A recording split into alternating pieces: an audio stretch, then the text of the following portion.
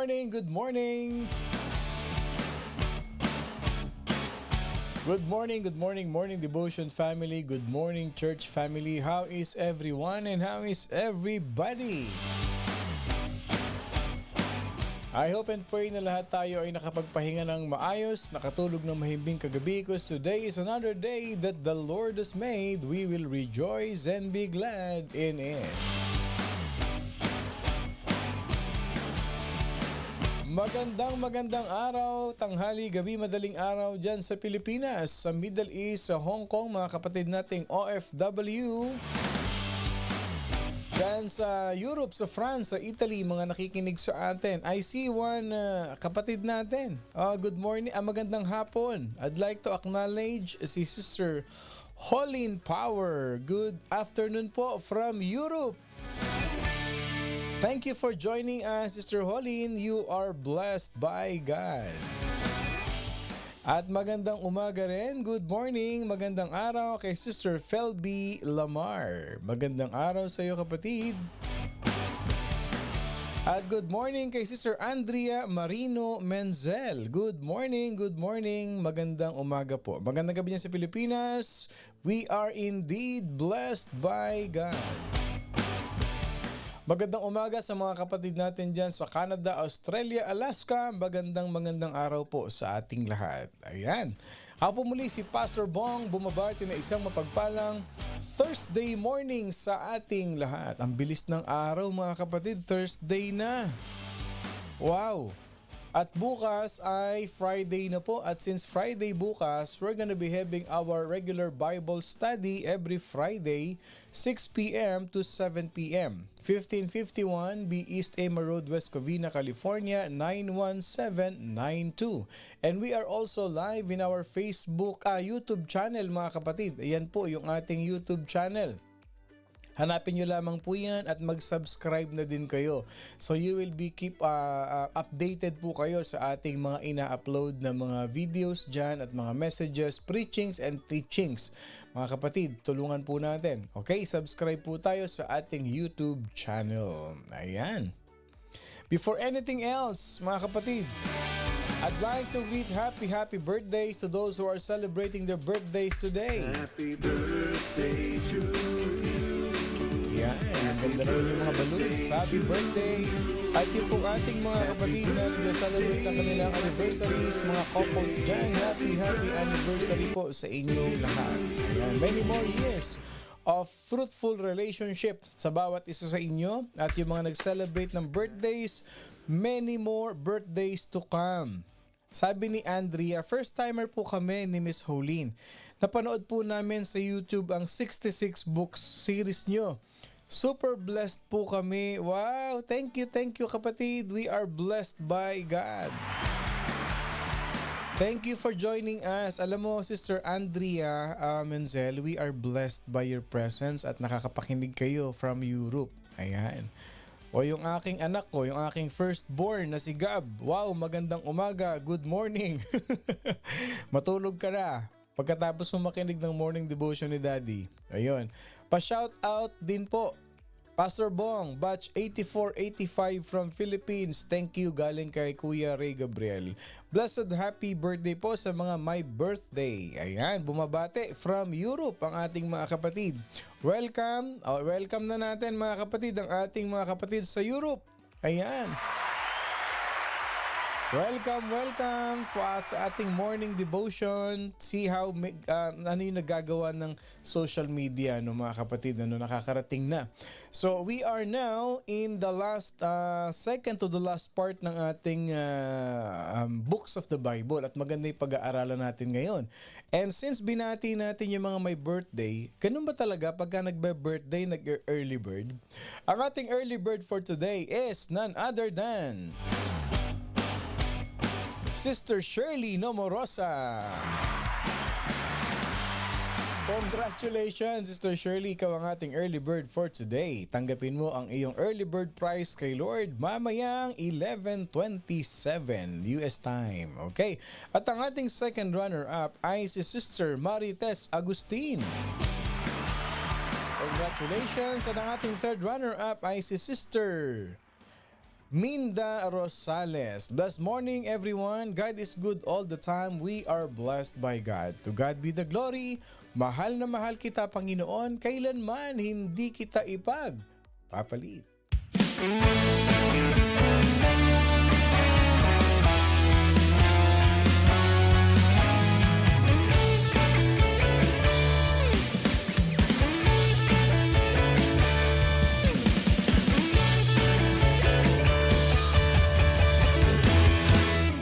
Mahal na mahal kita, Panginoon.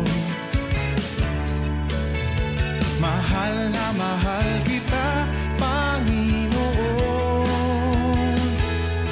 Kailan may di kita ipagpapalit, pagkat sa piling mo'y langit. Mahal na mahal kita, Panginoon.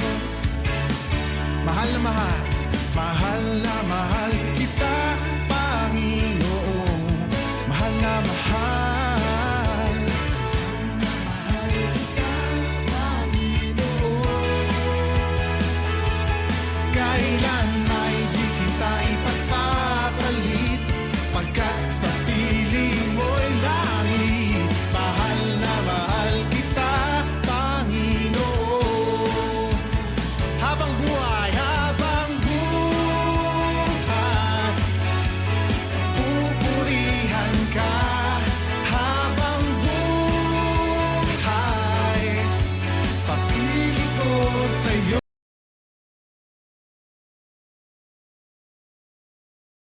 Pag-ibig ko sa'yo'y iaalay.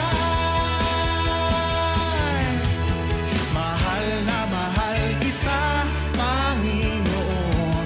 Mahal na mahal.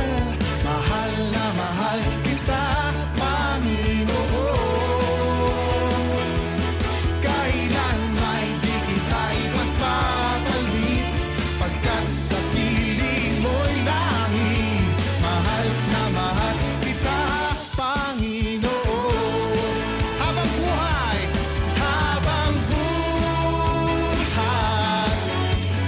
pupurihan ka.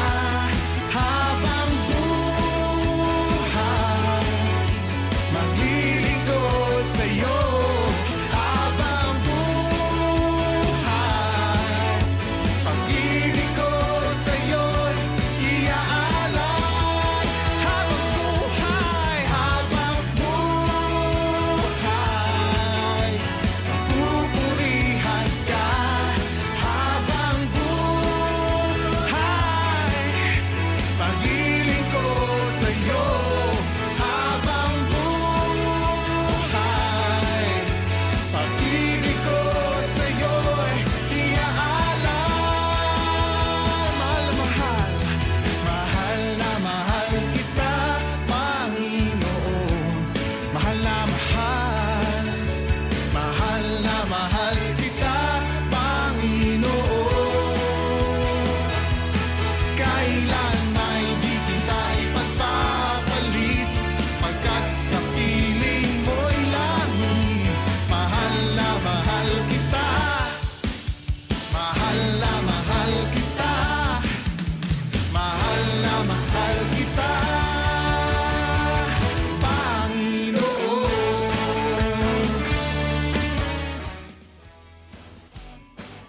Mahal na mahal kita, Panginoon. Good morning kay Sister M. Jonicio Manlapat. Good morning, kapatid. Magandang araw sa iyo at sa lahat ng ating morning devotion family. I'd like to read one very powerful testimony here. Basahin lang natin, ano? Ito yung pinag-pray natin, si Louie. I think it was yesterday or day before yesterday. Sabi niya dito, sabi ni Tita Susan Fisher, Dear God, morning devotion family and Pastor Bong, thank you for the prayer and casting our burden and trusting in the power of prayers and His mighty goodness. My nephew's eyesight is improving. In unity and during the morning devotion, thank you for continued lifting up his medical condition, uttering his name, Luisito Mendoza. Naku, talaga naman, nakakatuwa naman, mga kapatid. O sabi ni Andrea, inaabangan po namin ang live devotion ninyo. Di po namin alam what time Europe ang start. Ano nga ba? Can somebody help us? Ano bang time nyo dyan ngayon? 8:11 sa amin dito sa Southern California. Pero ayan, ano mo nahuli mo na yung time time natin, ano? Yeah, laging ganitong oras tayo, kapatid. And thank you, ha? At paki-share mo na rin ito sa mga kaibigan mo dyan. And let us spread the gospel to many people, mga kapatid. Ayan. Talaga namang umagang kay ganda. Salamat sa Panginoon. Okay. Nakita ko yung comment ni Jackie kanina before we proceed sa ating worship song. Alam nyo, ito yung nakakataba ng puso ng mga comment. Ano? Sabi niya, Blessed Thursday morning devotion family. Thank you, Lord, for waking me up today. Thank you for blessing my life with strength, with love and peace. Today is day of miracle. Love you, Lord. Nakita niyo 5 p.m. pala doon. Oh, praise God. Today is a miracle of talagang every morning that you pray, every gising is a blessing. And every morning is a miracle of the Lord. Ano pa ba namang hihintayin nating miracle kundi yung magising tayo sa umaga? Amen.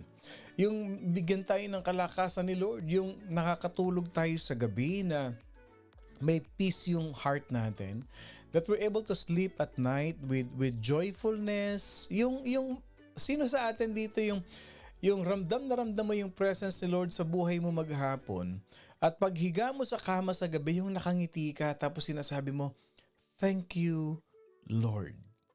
Yung bigla na lang lumalabas sa bibig mo yung, thank you, Lord, na kahit maghapon akong pagod sa trabaho, maghapon akong nakonsume, pero thank you, Lord, pa rin yung nakangiti ka pa rin. Yan yung peace na sinasabi ng Bible that this world cannot give. Kahit pa nga sabihin mo na hindi ganun karami ang pera, hindi ganun karami ang mga assets or properties o kung ano man yan, but we have that peace because that strength comes from God. Yung paggising mo sa umaga, though you will face many responsibilities, trabaho na naman, pero you learn to say thank you, Lord, kasi may trabaho pa ako. Dahil yung iba naman walang trabaho. Yung iba hindi nila alam kung anong mangyayari. But we learn to say, thank you, Jesus. We learn to say, thank you, Lord. That's the amazing, mga kapatid, experience of a Christian. That we are contented, we are happy, we have joy, and that miracle of the Lord is working in our life every day in our life. Mga kapatid, no? Yung may kapayapaan sa puso ang bawat isa. As we move on sa ating morning devotion, mga kapatid, I'd like you to comment in the comment section, type in the comment section if there's any area in your life that you want us to pray. Dito sa morning devotion, we pray as one family.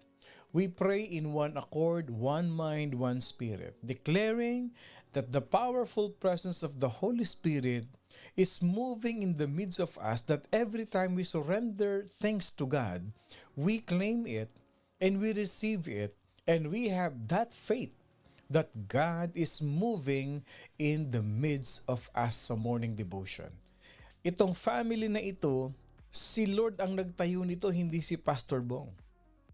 It was established by the Lord. Hindi nyo napansin? By the grace of God, ang ating pamilya ay patuloy na lumalago. Dati ang na-reach lang ng ating morning devotion, Southern California.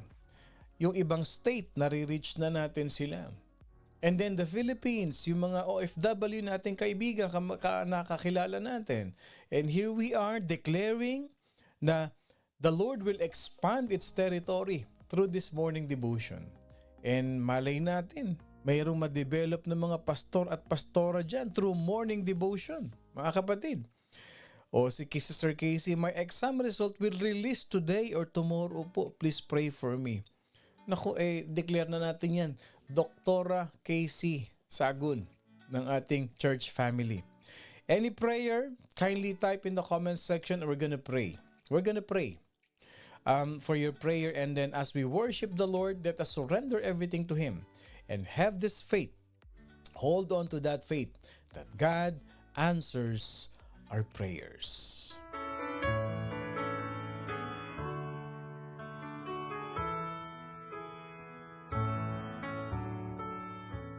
Above all powers, above all kings, above all nature and all created things, above all wisdom and all the ways of man, you were here before the world began. Above all kingdoms, above all thrones, above all wonders the world has ever known, above all wealth and treasures of the earth, there's no way to measure what you're worth.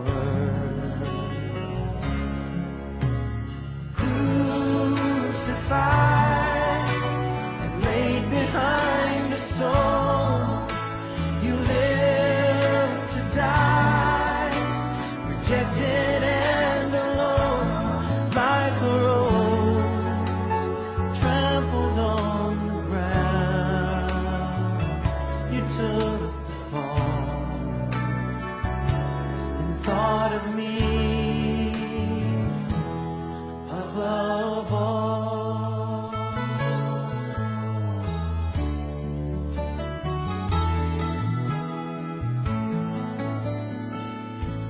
Above all powers, above all kings, above all nature and all created things, above all wisdom and all the ways of man,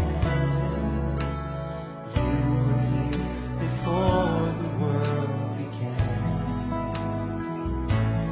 Above all kingdoms, above all thrones, above all wonders the world has ever known, above all wealth and treasures of the earth,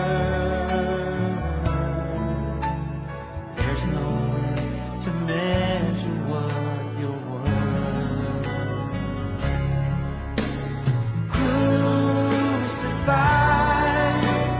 Laid behind the stone, you lived to die, rejected and alone, like a rose trampled on the ground. You took the fall and thought of me above all.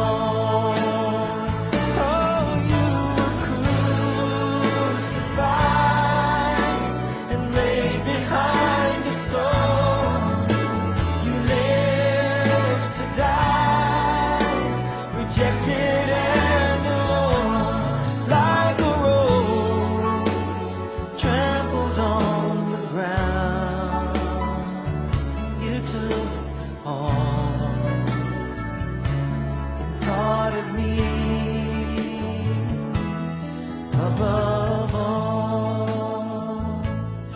like a rose trampled on the ground, you took the fall and thought of me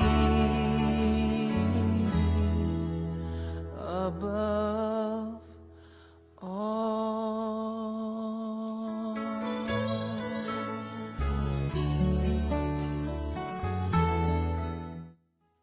Like a rose trampled on the ground, you took the fall and thought of me above all. Type in the comment section as our declaration for today.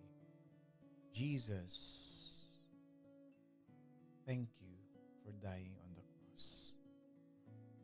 Type in the comments section, Jesus, thank you for dying on the cross. Because the death of Jesus Christ covers all of what He has done in our life. Salvation, abundant life, freedom from the sins, freedom from the bondage of slavery of sin in life. Type in the comments section, Jesus, thank you for dying on the cross.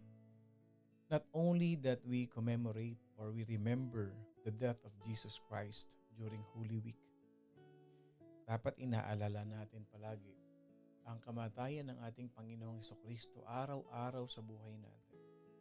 We should be thankful. We should always remember the death of Jesus Christ every day in our life. That's who we are. Yan yung ating pagkakristyano. That no matter what happens in life, do not ever forget that Jesus Christ died for us. So when you declare today, Jesus, thank you for dying on the cross, you claim that you have been forgiven. You claim that you have been set free. And you claim that you have the gift of eternal life. And you claim that you have the gift of healing. Binigay na sa iyo ni Lord lahat nung namatay siya sa krus ng Kalbaryo. Pero wag natin kakalimutan everyday. Wag natin kakalimutan sa araw-araw ang kamatayan ng ating Panginoong Hesukristo. Yung magpasalamat lang tayo sa Kanya. Lord, salamat. Because it is indeed a miracle that you wake me up today. That is because you died on the cross for me. When you feel guilty, may nagawa kang mali, nagkasala, nagkamali tayo sa kapwa natin, we give thanks to God. Lord, thank you for dying on the cross for me. And I seek forgiveness from you. Thank you for dying on the cross. Kasi many people, many Christians, they live like they do not remember or they already forget what Jesus Christ did for them. Why Jesus Christ died on the cross. Na pag gumawa ng kasalanan, na parang bang hindi tayo tinubos ng ating Panginoon. Na parang walang saysay, walang kwenta, useless yung ginawa ni Jesus Christ sa cross. And that should be, okay, never leave our memory every day. Tandaan natin mga kapatid, namatay siya para sa kasalanan natin at namatay siya para bigyan tayo ng buhay na walang hanggan. And if you declare that in your heart, thank you for dying on the cross, Jesus. Thank you, Jesus, for dying on the cross. You are so bold to claim the promises of Jesus Christ in your life. Let us pray. Heavenly Father, we thank you for this glorious, amazing, gracious Thursday morning, Thursday afternoon that you have given us, Father God. Maraming salamat, Panginoon, for dying on the cross.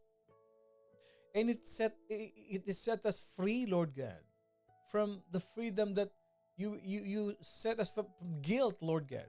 The guilt that is in our hearts for whatever we have done in the past.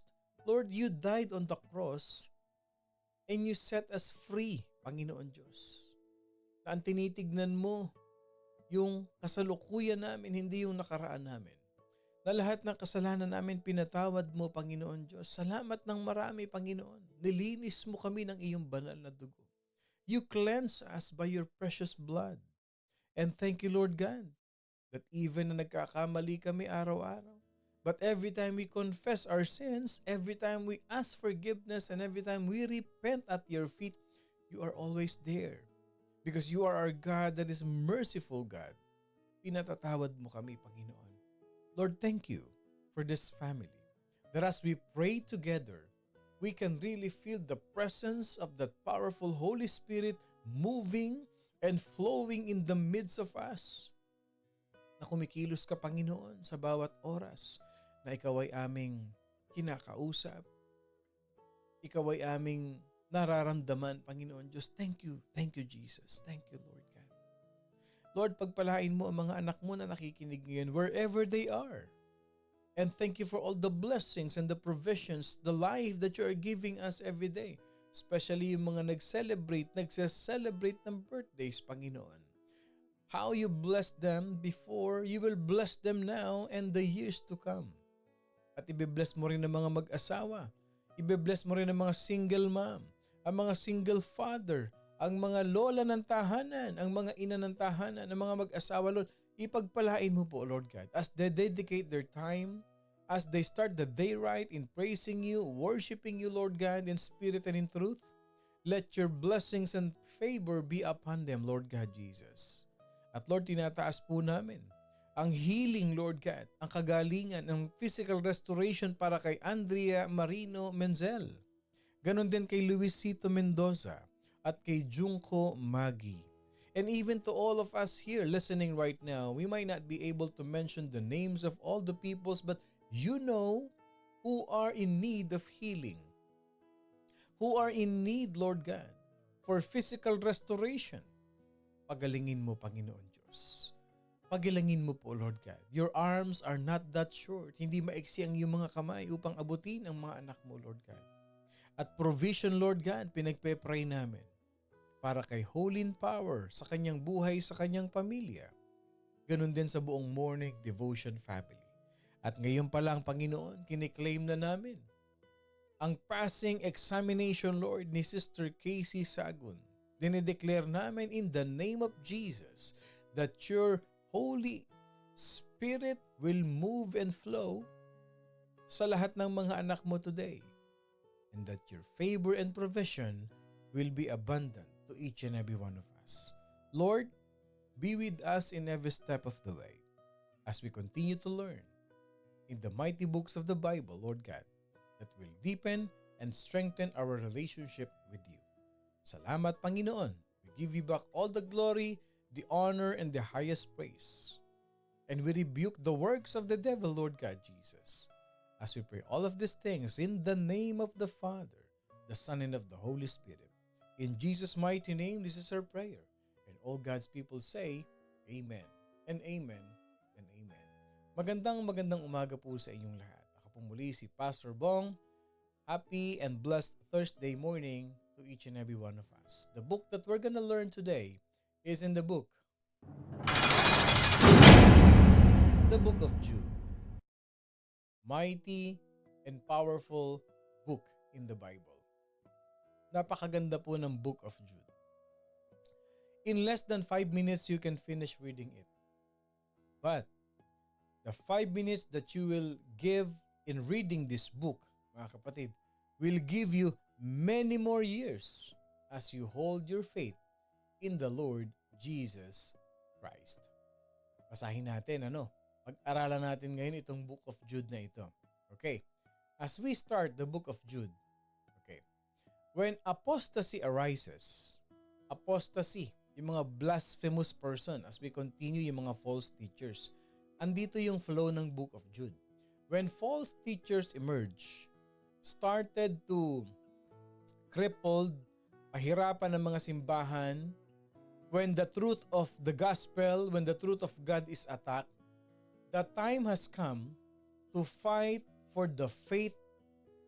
And only the believers, mga kapatid, who are spiritually strong, who are spiritually mature, will be equipped to do the battle. Ganyan naman palagi . Sino ba yung kinukuha nating lalaban sa gera?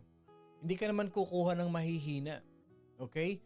Even in the secular world, if a country will fight to another country or to another nation, syempre may selection yan. Ang pinipili yung malalakas. Ang pinipili yung skilled, ang pinipili yung qualified, yung physically fit. But in the spiritual world, mga kapatid, or in the secular or in the church world, those people who are strong and mature in the faith, mga kapatid, will be equipped to do the battle. Tandaan natin, even in the book of in the Old Testament, si Issachar. Yung lineage ni Issachar, yun yung anointed lineage na yun. And even in our times right now, ang ina-anoint lang ni Lord yung malalakas spiritually, yung mga matured spiritually. God will never anoint yung mga lukewarm Christian, yung walang faith, yung mahina. Obviously, you will never be able to receive the anointing from the Lord. But if you dwell in the presence of the Lord, nagde-devotion ka, may quiet time ka, may prayer time ka, kagaya nung pinag-aralan natin sa mentoring kagabi. No? Obviously, the Lord will equip you and you will be prepared for the battle. So anong nangyayari ganito na? Yung mga churches has been attacked or has been persecuted or has been napasok na ng mga false teachers. So sumulat si Jude. Jude wrote a letter. It is now the time for a genuine, strong, and mature believers to fight for their faith. So at the beginning of his short letter, Jude expresses his initial intention. Ano yung unang intention niya? Bakit niya isinulat ito, mga kapatid? So ang initial intention ni Jude is to discuss the church teaching on the great gift of salvation. Binigyan na tayo ng salvation ni Jesus Christ. At dito finocus ni Jude emphasizes this na yung grace ni Lord does not give us a license to sin. Kung babasahin natin ang book of Jude, which obviously the false teachers are using grace to have a license to sin. May grace naman si Lord eh. Kahit magpaulit-ulit tayong gawin, we have been saved by grace, pero mali ang interpretation nila na kahit magpagulo-gulo ka sa church, manggulo ka dyan, o anong gawin mo sa buhay mo, saved ka na. May grace si Lord. No, dito in-emphasize ni Jude that yung teaching of the great gift of salvation that we have been given through Christ. But almost immediately, he confesses. Ano sabi niya sa Jude? Verse 3, while I was making every effort to write you, I felt the necessity to write to you, appealing that you contend earnestly for the faith which was once for all handed down to the saints. Ibig sabihin, wag mong bibitawan yung faith mo. And being faithful to God, faithful, full of faith, you have to live a godly life. Hindi mo pwedeng sabihin may faith ka kay Lord pero you are living a sinful life. That is not faith. Kaya nga sabi ni Jude, no, I felt the necessity to write to you. Nararamdaman ko yung pangangailangan na kailangan ninyo itong sulat ko na ito. Appealing that you contend, or in other words, that you fight earnestly.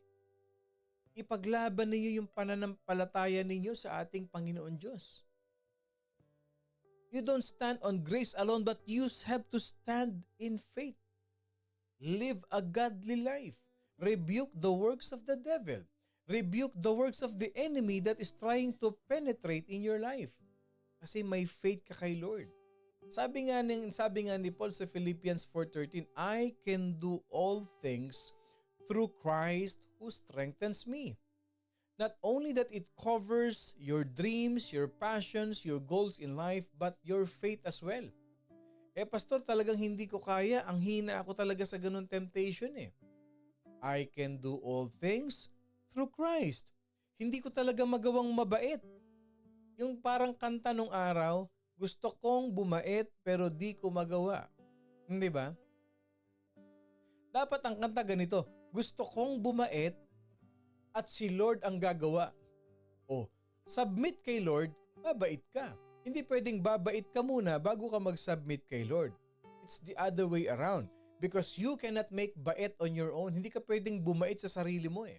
You have to depend on the power of the Holy Spirit. You have to depend on Jesus Christ. O ang sikreto, gusto mo bang bumait? Lumapit ka kay Jesus. Tanggapin mo si Jesus Christ. There are many people, they say like this, saka na ako sasama sa church pag mabait na ako. Hindi ka babait hanggat di ka sumasama sa church. Saka na ako sasama sa Bible study pag mabait na ako. O tama sabi ni Lucretia, full submission. Because we cannot do it on our own. Hindi po pwede, kaya nga ginawa nila yung kanta na yun. Gusto kong bumait pero di ko magawa. Hindi mo talaga magagawa yun. Hanggat hindi mo sinasubmit ang buhay mo kay Jesus, hindi ka babait. O alam nyo na sikreto, gusto nyo bumait yung asawa nyo, dalhin nyo kay Jesus. Dalhin nyo sa church. Hayaan mo sampalin ng Holy Spirit.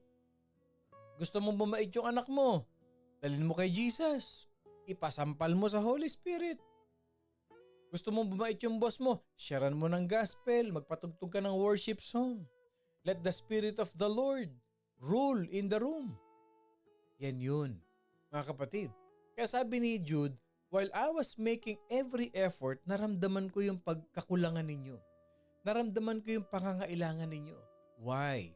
Because false teachers have moved slowly into the church. Anong ginagawa ng mga false teachers? They are turning God's grace into an invitation to commit sin and denying that our only Master and Lord is Jesus Christ.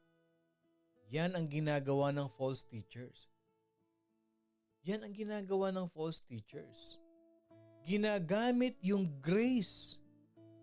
Akalain mong sabihin mo na, may grace naman si Lord eh. Why do we have to pray? Why do we have to pray every day? Why do we have to pray every time? Nilinis na nga tayo ng dugo ni Jesus Christ eh. Patay. Bakit mo sasabihin, wag nang magbasa ng Bible kasi we have been saved by grace naman eh. Patay tayo dyan. Nakita niyo, very timely yung pinag-aaralan natin.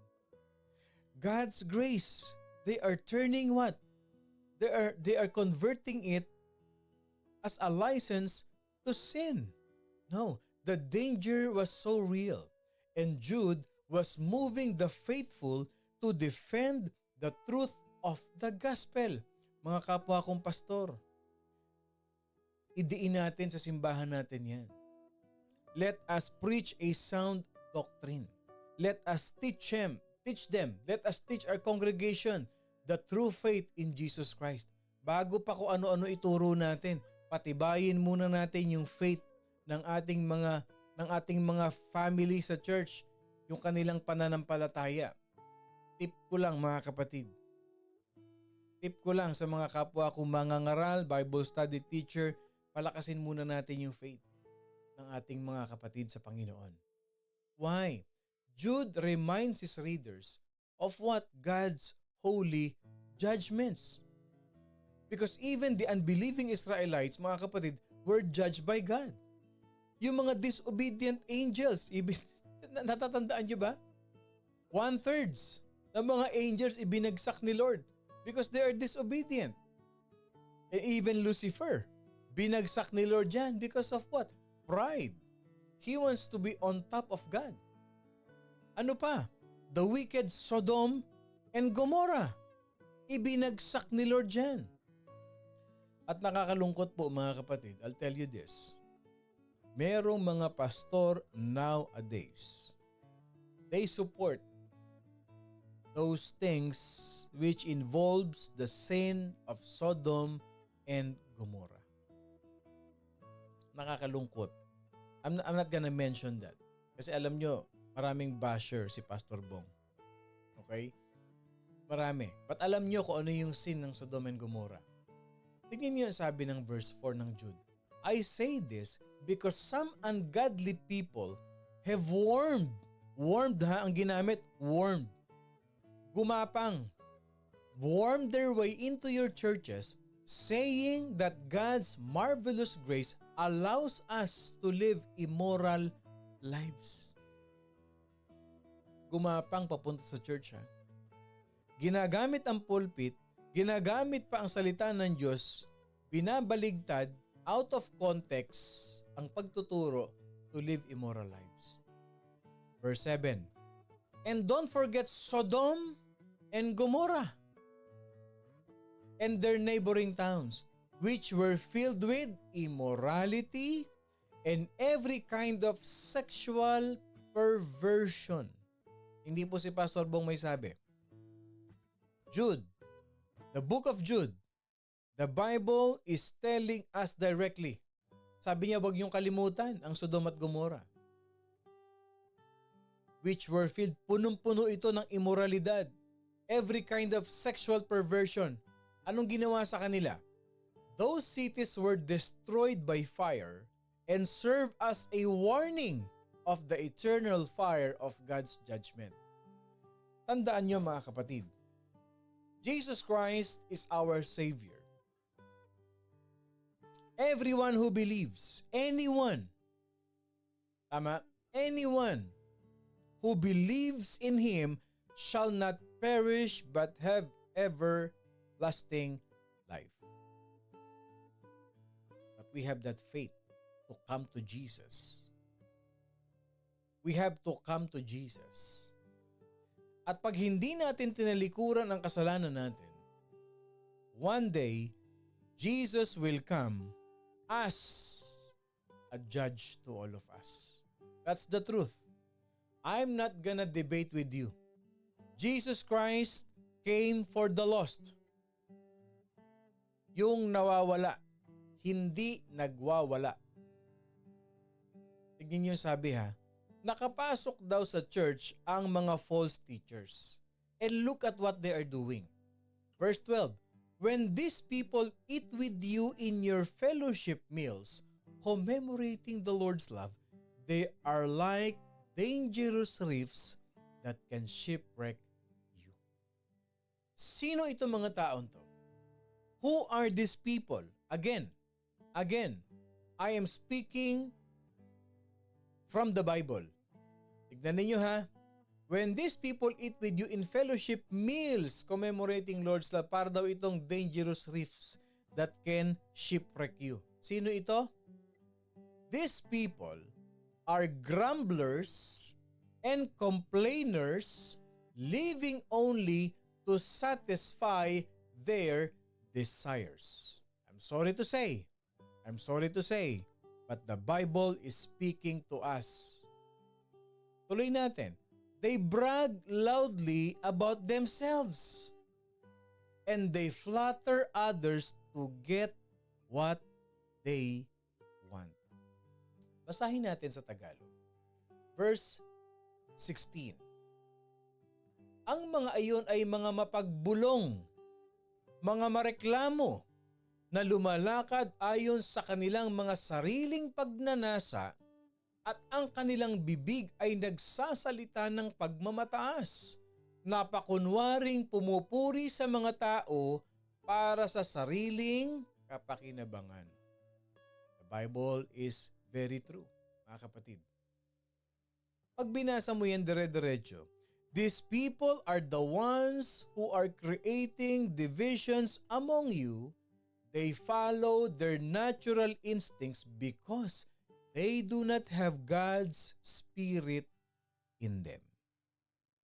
But because God is gracious, God will give sinners plenty of time to repent. But if they refuse, kaya nga ginagawa natin ang biblical ways eh. Meron tayong church discipline. Kakausapin ka, pag hindi ka nakinig,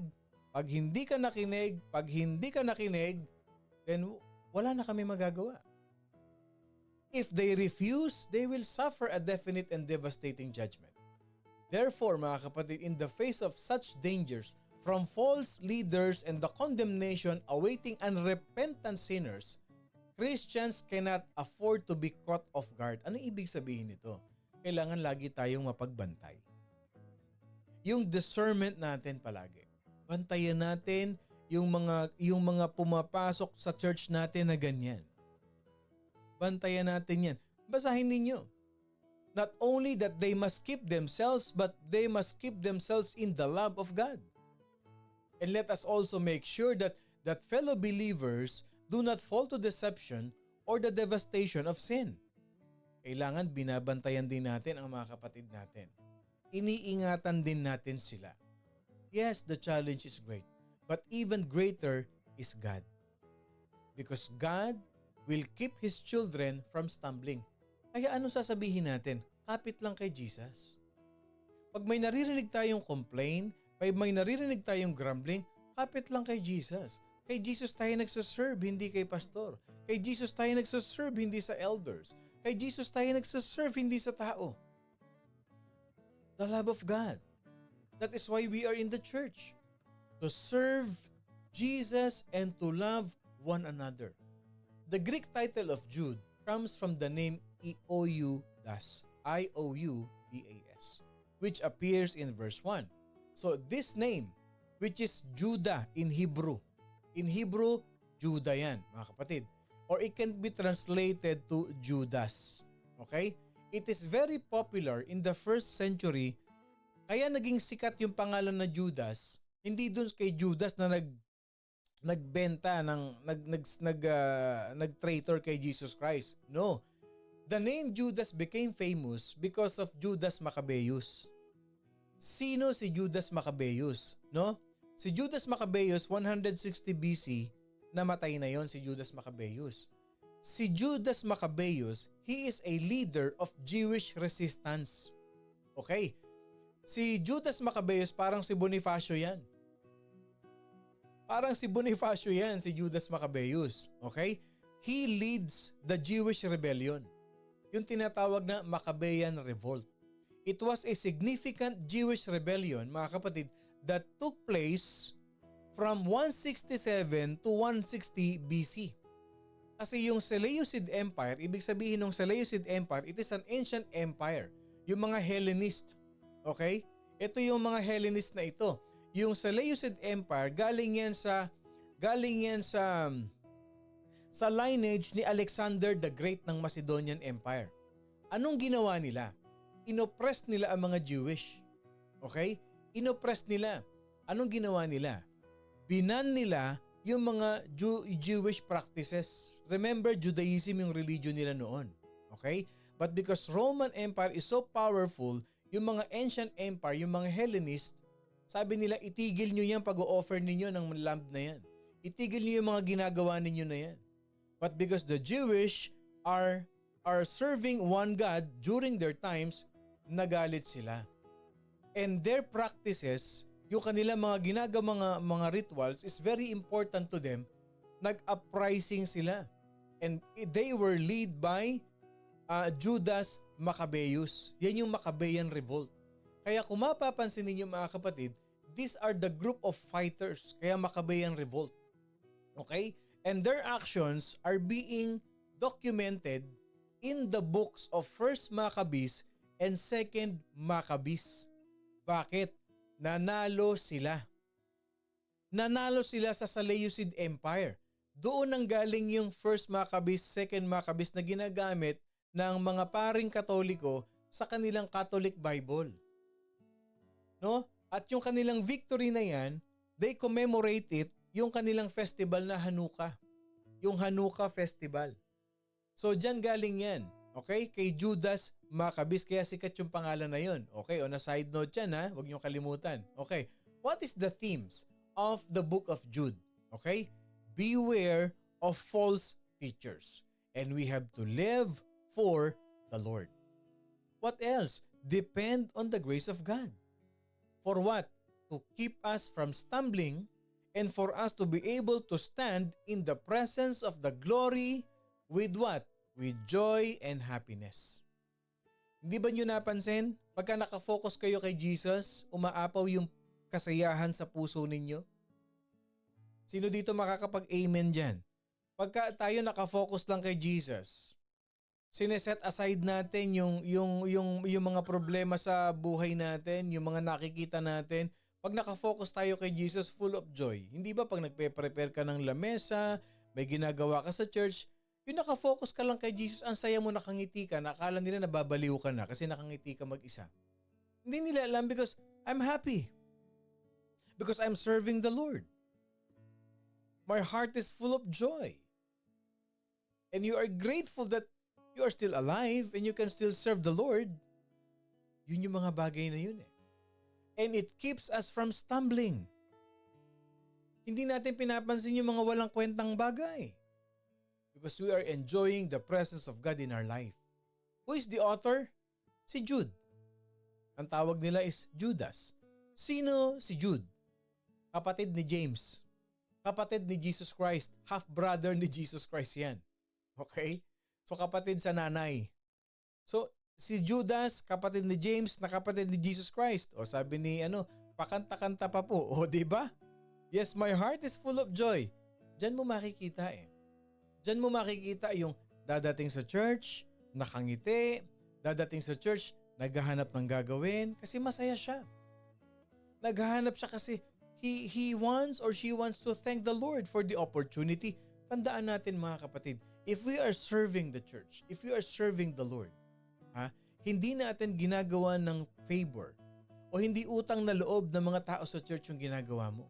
You are doing a favor to yourself because you are maximizing the gift of the Lord that He has given to you. Kaya hindi natin isipin, ako gumawa niyan ha. Ginawa ko ito ha, ako na ganito. No name, no glory, no personal agenda. You are doing a favor to yourself when you are serving in the church, when you are serving the Lord. That's true. That's true. So saan natin makikita ang kapatid siya ni Jesus Christ? Matthew 13:55, Mark chapter 6 verse 3. Diyan, nandyan yung pangalan niya. When was it written, the book of Jude? Probably around 65 to 80 Anno Domini. Ito na ang structure ng Book of Jude. One chapter lang yan. Okay, pero ang structure niyan ito. In verse 1 and 2, it is a greeting from Jude. Okay? And then verse 3 and 4, he encouraged them to fight for their faith. And then in verse 5 to verse 19, Jude gave us a warning of false teachers. And then in verse 20 to 23, he encouraged us to live for God. And then the conclusion of his letter is a beautiful benediction. So verse 24 and 25. As you read the book of Jude, I'd like you to learn some life principles that plays an important role in this book. Number 1, God assumes full responsibility for our needs when we obey Him. Jude verse 6 and 7. God assumes full responsibility for our needs when we obey Him. Ano ibig sabihin yan? Ano ibig sabihin nito? Okay. It is a parallel verse in Matthew 6:33. Seek first the kingdom of God and all His righteousness, and all these things shall be added unto you. Yes. O ano pa? And my God shall supply all my needs according to His riches in heaven. He will assume full responsibility. Anong kailangan mo? Healing? Ibigay ni Lord. Mag-obey ka lang sa Kanya. Mag-submit ka lang kay Lord. Anong kailangan mo? Provision? Financial provision? Hindi ka pababayaan ni Lord. Mag-obey ka lang sa Kanya. Gusto mo bang makalaya sa utang? Mag-obey ka lang kay Lord. Paano natin, Pastor, paano ko malalaman kung paano ako mag-obey? This is one way of knowing how to obey God. Makinig ka ng morning devotion. Magbasa ka ng Bible. Mag-quiet time ka. Ibibigay ni Lord sa iyo yung paggagawa niya. Believe in that. Believe in that. Number 2, an eager anticipation of the Lord's return should keep us live productively. Pag alam nating parating na si Jesus Christ, tama, obedience is the key. Tama yun. Obedience is the key. Huwag ka magdi-disobey. Believe, obey, and you will see. Hindi starstruck yun ha. Believe, obey, and God will assume full responsibility in your needs. Jude, when I was meditating this, binigyan pala tayo dito ni Jude ng dalawang important na commands. Okay? Jude gives us 2 great commands. Number 1, to fight for our faith. At pangalawa, keep ourselves in the love of God. Sa verse 21. Mga kapatid, Jude wrote this to us. Sabi niya dito, in verse 20 and 21, but you, beloved, sa aking mga minamahal, building yourselves up on your most holy faith, praying in the Holy Spirit, keep yourselves in the love of God, looking for the mercy of our Lord Jesus Christ unto eternal life. The main command is here. Keep yourself in the love of God. Parang sinasabi ganito sa book of John. Okay? Abide in me and I in you. Sumunod ka sa akin. Tignan mo na lang yung pagmamahal ko sa iyo. And I in you. Abide in me. Abide in my love. Basahin niyo sa John 15 yan. Ano bang verse yun? Nasa bandang umpisa lang yan ng John 15. Abide in me and I in you. Abide in my love. Jude wanted to remind us the importance of obedience to Jesus Christ. The importance of remaining in the presence of Jesus Christ. The importance of keeping in the love of God. Anong ibig sabihin nun? We need to grow closer to our Lord each and every day of our life. Kailangan nating lumago, lumalim sa pagmamahal ng Diyos araw-araw sa buhay natin. Pastor, paano ko to gagawin? Ito, alam mo naman ng morning devotion, masyadong spoiled to kay Pastor Bong eh. Ibibigay ko na. Pastor, paano po ba ako mag-grow kay Lord? Paano ba ako, Pastor, mapapalapit palagi kay Lord? Pastor, paano ba ako lalalim sa aking pagpananampalataya kay Lord? Number 1, build yourself up on your most holy faith. Oh, sinabi doon ha, dear friends, build each other up in your most holy faith. Pray in the power of the Holy Spirit to keep growing. Okay, kung gusto mong lumago, trust God in all situations of your life. Yan, isa yan. Okay? Ano man ang nangyayari sa buhay mo, keep yourself in the love of God. Trust God at all times because you will find His promise in times of challenges. Huwag mong hatian si Lord. Ibigay mo lahat kay Lord. Lahat ng frustration mo, lahat ng disappointment mo, lahat ng mga discouragement mo sa buhay, ibigay mo yan kay Lord. Isuko mo yan sa Kanya. That is how we build ourselves up in our most holy faith. Hindi ako mamumroblema. Itinaas ko na to kay Lord. Si Lord ang kikilo sa buhay ko. Ano lang ang dapat kong gawin? Mag-obey lang ako kay Lord.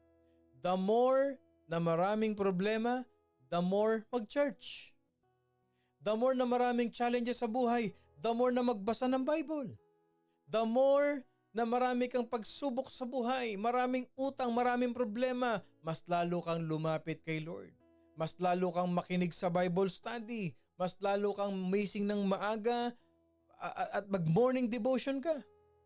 And thank you Lord, binibigay mong kalakasan sa akin Panginoon to share your gospel. Pangalawa, okay? So unang-una, build each other up in your faith. Okay? Lapit, bigay kay Lord lahat. Huwag mo hatian si Lord, bigay mo lahat sa Kanya yan.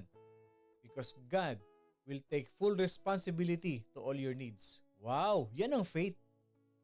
Yan ang faith. Pangalawa, mga kapatid. O ayun, pinost na ni Tito Manny, if you abide in me and my words abide in you, you will ask what you desire and it will done in you. Ganda, no? Pag sumunod ka sa akin at yung mga salita ko ay sinusunod mo, kung anong hingin mo, anong desire ng puso mo, mangyayari sa'yo. Anong gusto ko maiyak doon sa verse na yun? Grabe, no? We've been living by faith. Ako po bilang pastor. Sabi nga nila, Pastor, okay ka na ba dyan? Masaya ako. I will learn to be content in life. Yung mag-serve ako kay Lord, yung mag-aral,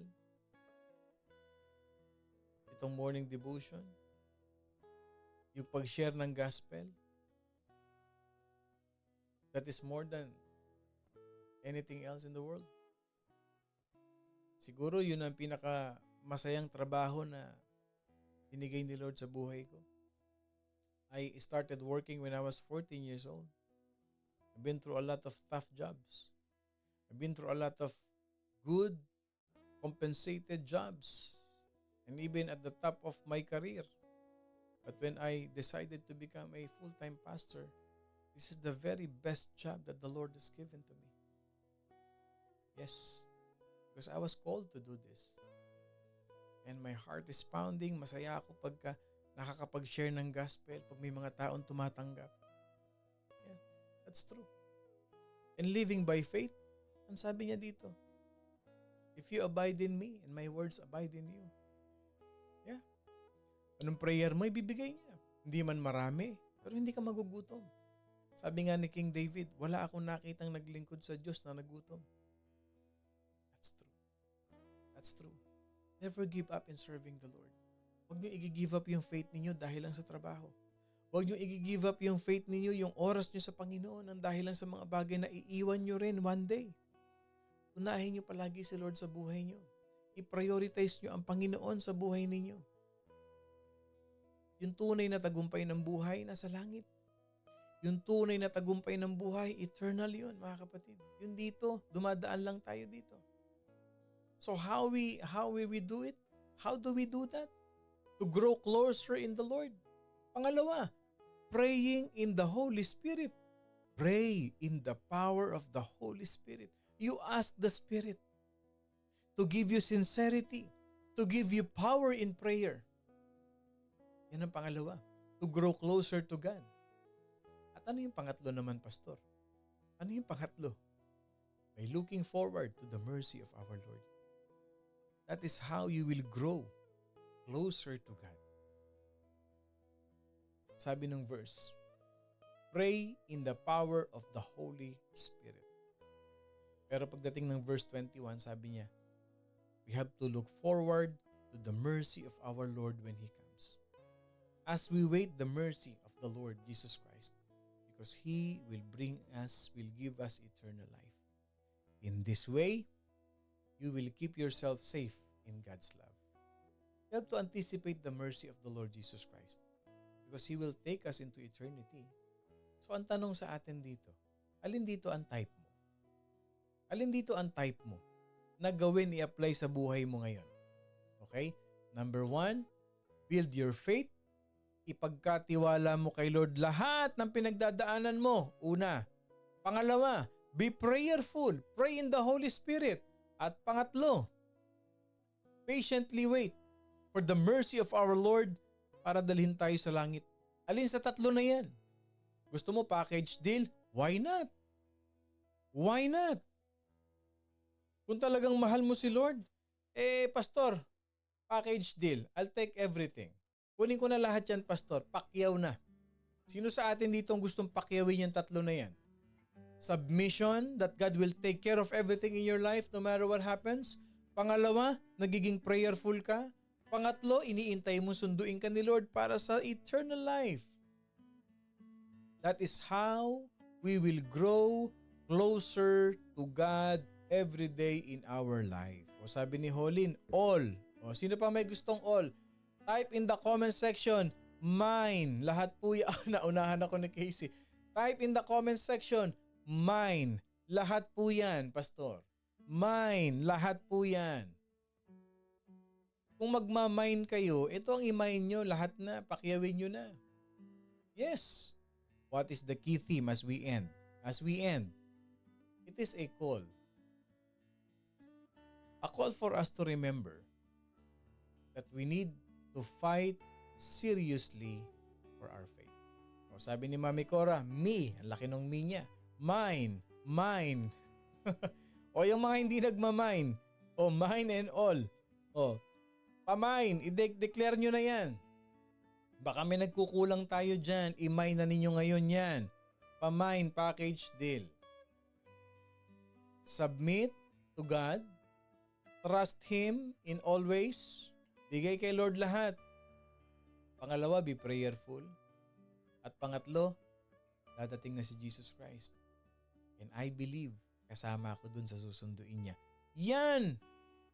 Ganyan dapat ang mentality ng isang Kristiyano, mga kapatid. If we fight seriously for our faith, the wisdom of the Lord, His glory, His power will be upon each and every one us. Wow. Yung wisdom ni Lord, yung glory ni Lord, yung power ni Lord will be unto us. Ipinaglalaban natin yung faith natin. Ipinaglalaban natin ang faith natin. Anong challenge natin ngayon? What is our challenge?